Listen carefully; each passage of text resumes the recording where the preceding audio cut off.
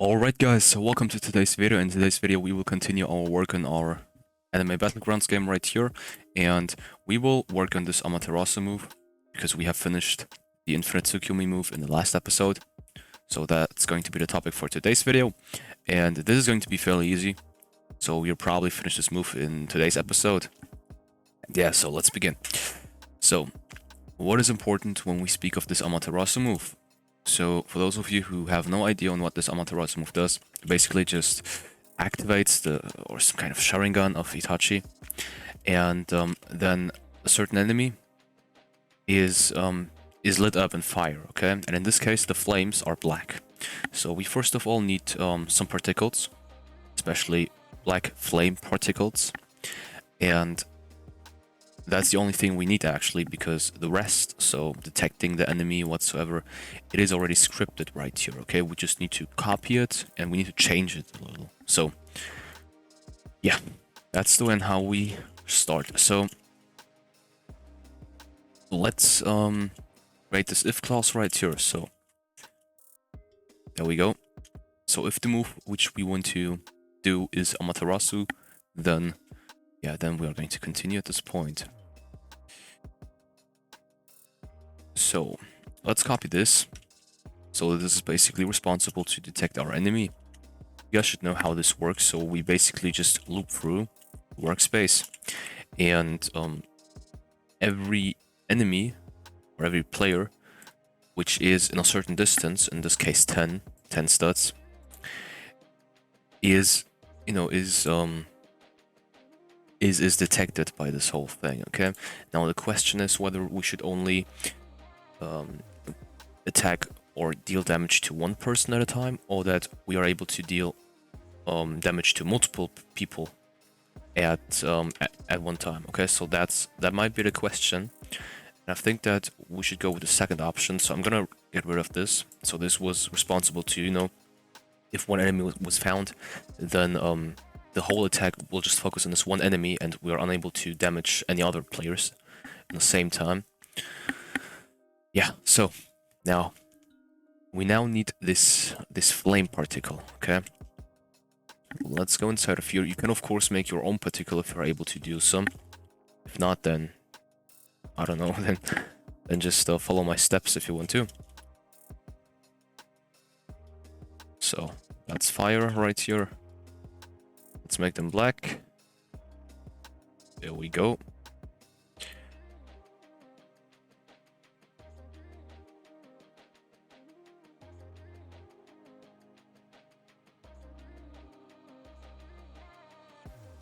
Okay.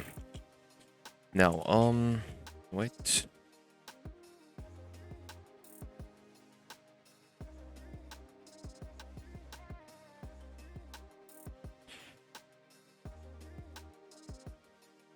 That's too much. Make sure that the lifetime is pretty low so that the flames will not go up to the sky right here. So, can also lower the speed if you want to. Okay, so this is totally fine. Amaterasu fire. Cut this thing. Put it inside of the replicated storage. And yeah. So now let's go inside of this moves tab. And yeah, let's do the following. So let's loop through the enemy's character. So V get children do. So if V is a mesh part, or V is a humanoid root, no, is a part, I'm sorry, then local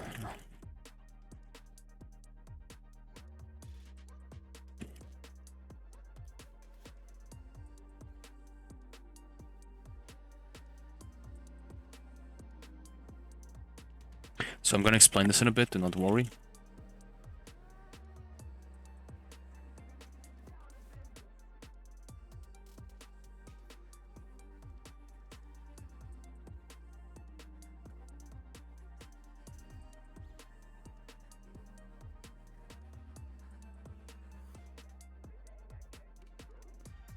Okay, there we go. So, wait.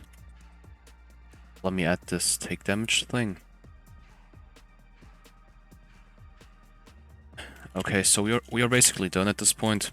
So, what we are doing right here is that we are looping through the enemy's character, and then we are checking if the thing we are currently at is either a mesh part or a part. So, you may ask why, because we only want to detect the body parts, okay, of our enemy. And you may ask why, because we are going to put this amaterasu fire particle inside of those body parts, but not into every body part, okay? In order to guarantee that there is not this particle inside of every body part, I have come up with this idea. So we are basically generating a random number in between 1 and 2, so either 1 or 2, and if the value right here is 1, then we are going to clone the fire. So there's basically a 50% chance of spawning a fire inside of each body part, okay? And this basically guarantees that the whole body of the enemy is not lit up in fire, because that would look awful. So if you have too much particles inside of this enemy's character, then it will look awful. So I'm honest with you, I think that this is actually too much. So too much particles at this point. I'm not sure. Maybe let's increase this to 4.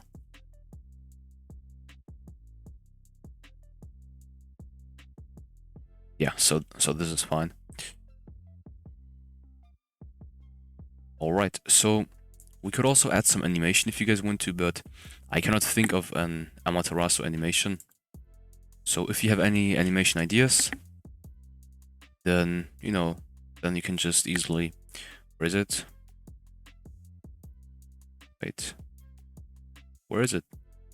Yeah, so you guys should know how to implement animations inside of the code, so you can just copy this one, just change up Itachi stabber with your character, replace this animation ID with your animation ID, and make sure that the loader actually refers to your animator. And yeah, so that's the way and how you'll do it. Alright guys, so that's it for today's video. If you have enjoyed it, then please leave a like, subscribe, share this video with all of your friends, leave me feedback in the comment section guys. Take care and see you in the next video.